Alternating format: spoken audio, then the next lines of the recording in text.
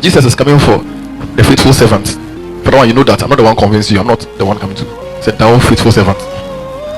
So there is faithful servants who will inherit all things with the Lord. So the question is he your master? If yes, has he given you a job to do to give his people food?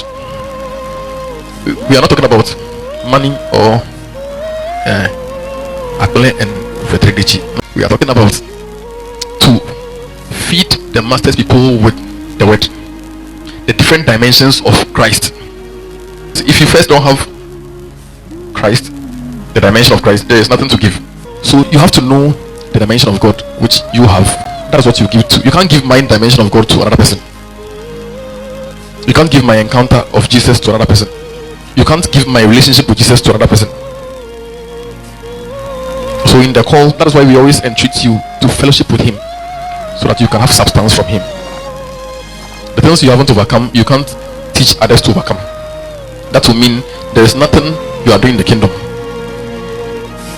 You know, in the kingdom, if you are not imparting other lives, you are doing nothing. Because God is not really interested in material things.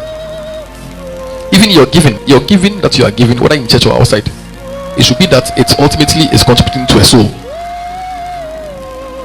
God doesn't need material things. God doesn't need the material things. He takes material things from you, but it's not as if he needs them. It's because he wants to empty you of materialism so that he can give you spiritual things. But it's not as if he needs those material things.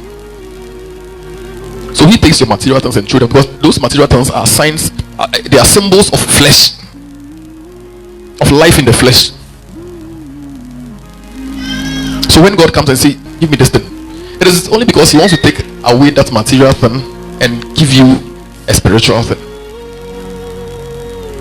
For the flesh profits nothing, but the spirit gives life. So if you haven't been able to get spiritual things from God, it means you can't give anyone anything as a Christian. Even your money that you are giving to the brethren, you are giving it out of the flesh. So you are still not giving anything Christ to the brethren. We are not saying don't give the brethren money. We are not saying that. We are saying that if you can accumulate spiritual things from Jesus, then we can trust that you can give spiritual things to the brethren.